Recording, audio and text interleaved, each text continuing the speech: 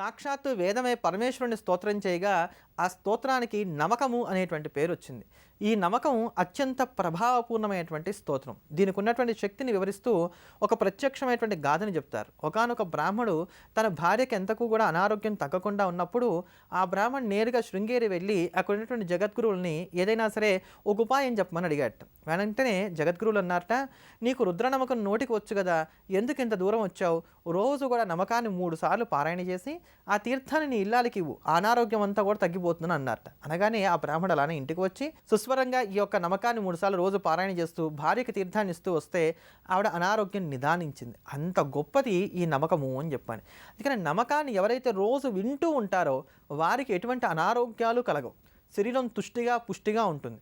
ఇది శరీరం మీదే కాకుండా నేరుగా మనస్సు మీద కూడా ప్రభావం చూపెట్టి మనస్సులో కలిగేటువంటి దోషాలు ఏవైతే ఉన్నాయో, కామ క్రోధ లోభ మోహ మద మాత్సర్యాది దోషాలు ఏవైతే ఉన్నాయో వీటన్నిటిని కూడా తీసివేసి మనం శుద్ధంగా పూతంగా మనం ఎప్పుడు కూడా నిత్యం కూడా వర్ధిల్లడానికి ప్రశాంతమైనటువంటి జీవనాన్ని సాగించుకోవడానికి కావాల్సినటువంటి శక్తియుక్తిని ఇది అనుగ్రహిస్తుంది.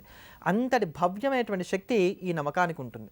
అంతటి మహత్వపూర్ణమైనటువంటి ఆ నమక స్తోత్రాన్ని శ్రవణం చేద్దాం, ధన్యులమవుదాం. ఓం నమో భగవతే రుద్రాయ. ఓం నమస్తే రుద్రమన్యవ ఉతోత ఇషవే నమః. నమస్తే అస్తు ధన్వనే బాహుభ్యాముతతే నమః. యాత ఇషు శివతమా శివం బభూవతే ధనుః. శివా శరవ్యాయాత భతయానో రుద్రమృడయా. యాతే రుద్ర శివా తనోరఘోరా పాపకాశిని. తయా నస్తను భాషంతమయా గిరిశంతాభిచాకశీః. యామిషం గిరిశంత హస్తే బిభర్ష్యస్తవే. శివాంగిరిత్రతాం కురు మాహి గుంసేః పురుషం జగతో. శివేన వచసా త్వా గిరిశాచ్ఛావదామసి. యథా నః సర్వమిజ్జగదయక్ష్మగం సుమనా అసతో. అధ్యవోచదధివక్తా ప్రథమో దైవ్యోభిషకో.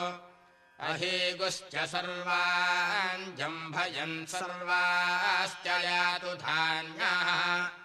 అసౌ యస్తామ్రో అరుణభుత బభ్రుస్సు మంగళః.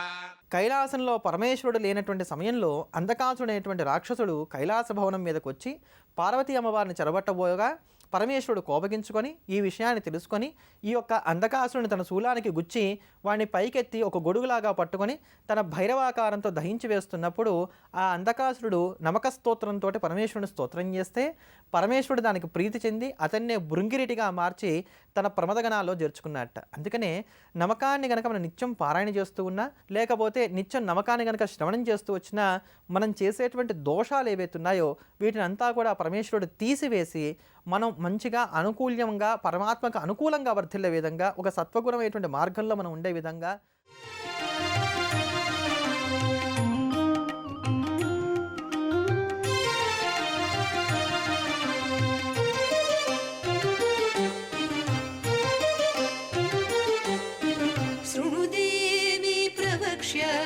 కవచం సర్వసిద్ధిదం పఠిత్వా పాఠయిత్వా చ నరో ముచ్యేత సంకట.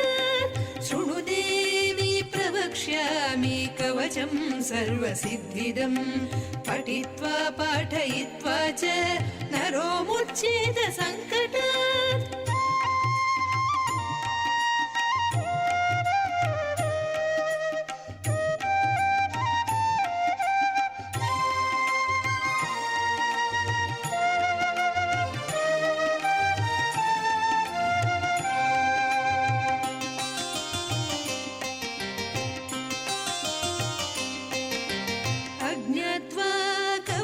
దేవి దుర్గా మంత్రం చ యో జపేత్ నాప్నోతి ఫలం తస్య పరం చ నరకం వ్రజేత్.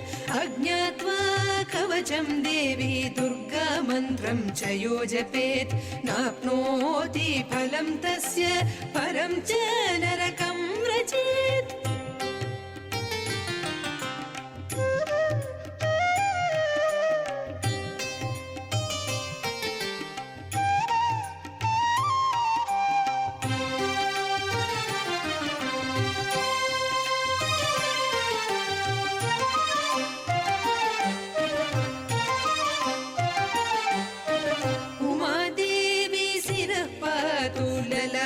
शूलधारिणी चक्षुषी खेचरी पातु कर्णौ चत्वरवासिनी उमादेवी शिरः पातु ललाटे शूलधारिणी चक्षुषी खेचरी पातु कर्णौ चत्वरवासिनी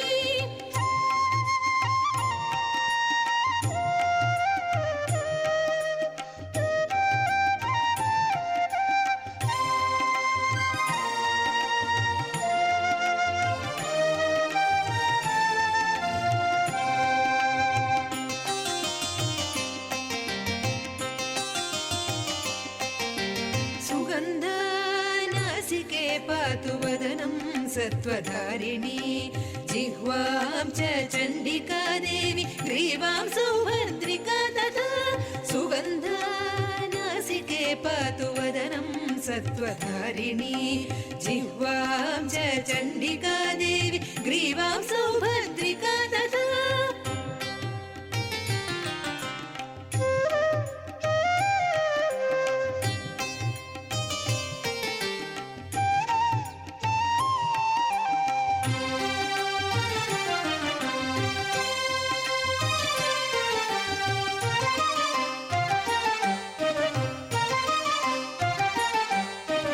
अशोकवासिनी चेतो द्वौ बाहु वज्रधारिणि हृदयं ललिता देवी उदरं सिंहवाहिनी अशोकवासिनी चेतो द्वौ बाहु वज्रधारिणि हृदयं ललिता देवी उदरं सिंहवाहिनी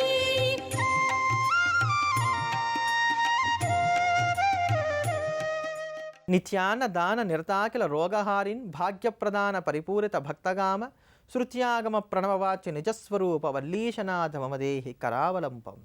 సుబ్రహ్మణ్యాష్టకంలో ఉండేటువంటి 8 శ్లోకాలు కూడా అమోఘమైనటువంటిది.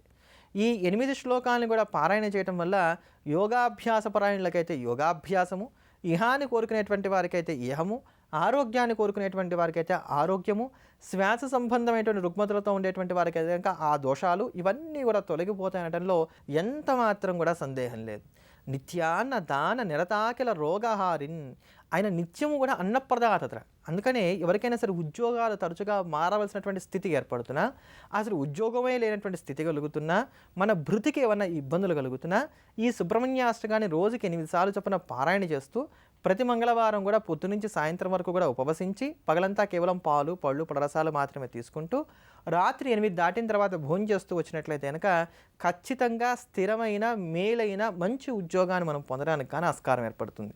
అంతేకాక మేము ఏ పని చేసినా 1-2 సార్లుగా చేయాల్సి వస్తుంది, ఒకళ్ళ మీద ఆధారపడవలసి వస్తుంది, మాకు జీవితంలో అసలు అదృష్టమే లేదా అని అనుకునేటువంటి వారు కూడా నిత్యం కూడా సుబ్రహ్మణ్యాష్టకాన్ని 3 సార్లు కనుక పారాయణ చేస్తూ వచ్చినట్లయితే వారికి చక్కటి భాగ్యం కలిగి ఉండటానికి కూడా ఆస్కారం ఏర్పడుతుంది. అందుకనే భాగ్య ప్రధాన నిరతాకిల రోగహారిన్ చాలా స్పష్టంగా చెప్పడం జరుగుతుంది.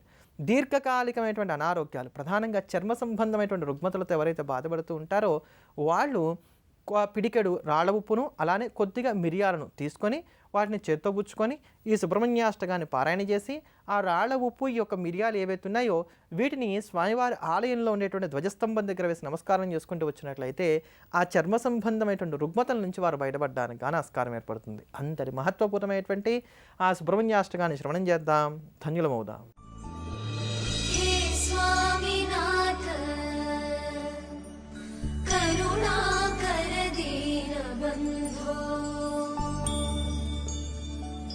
श्रीपार्वतीश मुख पंकज पद्मबन्धो